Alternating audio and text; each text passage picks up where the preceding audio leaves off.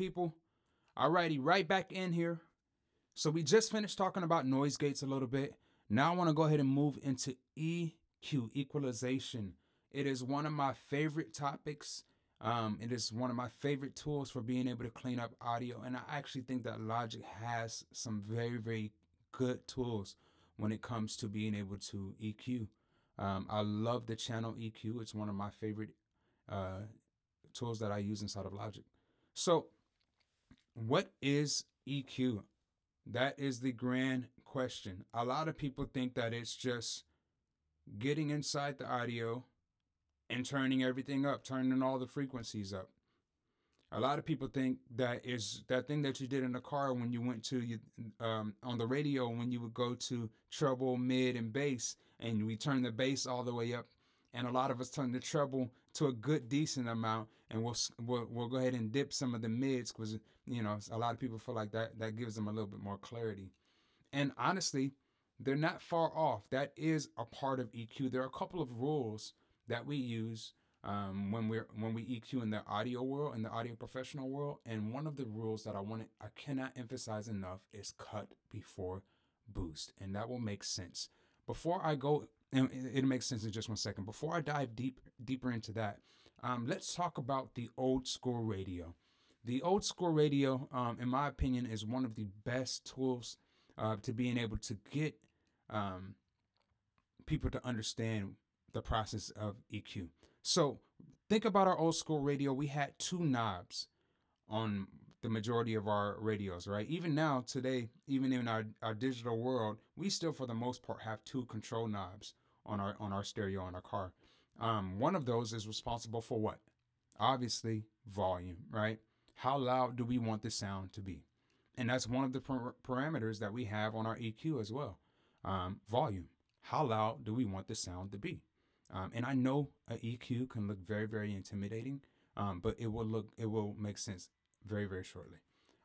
The other thing that we have is what frequency or what channel are we trying to tune to, right? Anybody remember hearing that or seeing that on their radio console? Tune or seek, right? And so remember how we would turn the knob and it would get us to the closer to the station that we were trying to listen to for the day, right? I don't know why 92.1 keeps popping up in my head, but let's say for lack of a better station that I don't know about or whatever, let's go ahead and go 92.1, right? And let's say that's this radio station that we're trying to tune into today. And remember, you would have to turn the knob, and it would get you close to that station. And as we got closer to that frequency, right? That's really what it was. As we got closer to tuning into that channel, you noticed that the audio would be clearer and clearer. Sometimes you could even hear what was being said, but you weren't even at the station yet. You were maybe in the ballpark. So if the station was 92.1, you could have been at 91.5. And you can start hearing what's happening on the station that you're trying to get to. It's very much like that in the EQ world.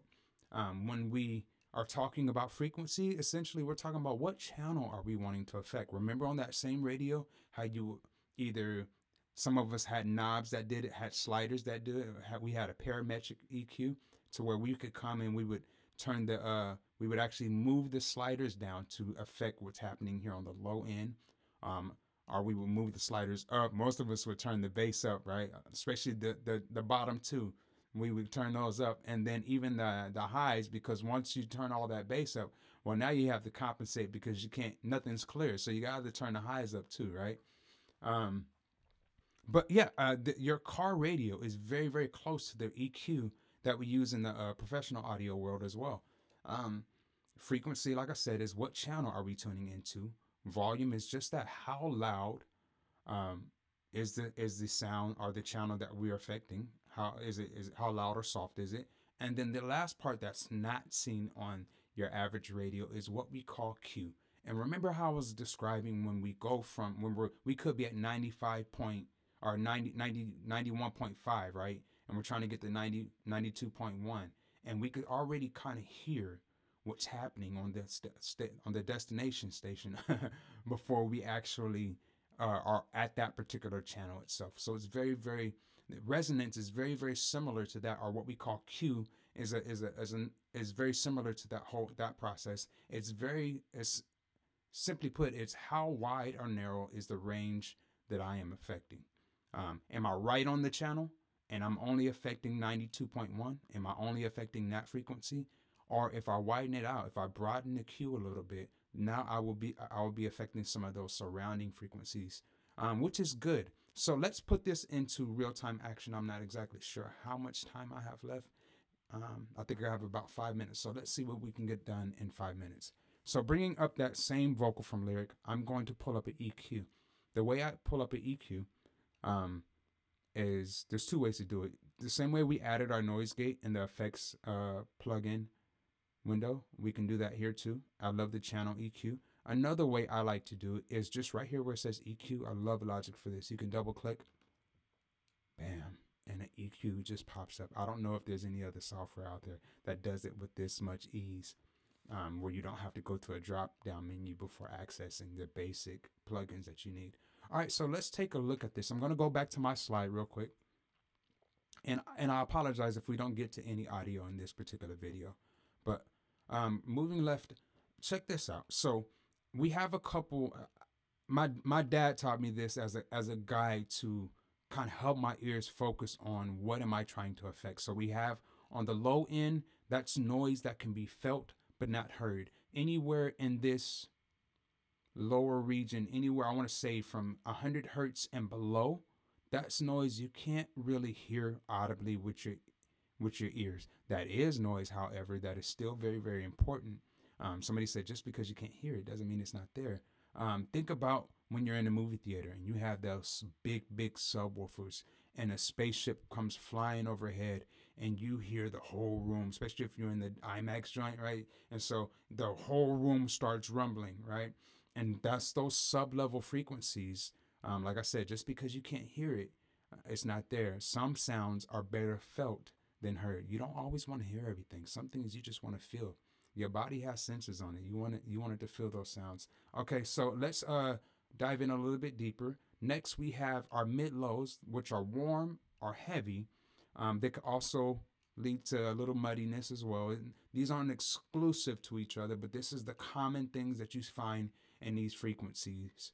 So anywhere in this, I'm going to say 100 to 500 hertz here. So is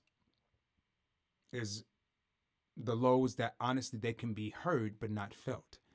This is a lot where your bass instruments, they have a lot of their resonance right here in that. I want to say 200 to 100 to I want to say 80. Usually most bass instruments that you want to hear audibly with your ears, you're going to EQ them or mess with them around 80 hertz and above. Okay.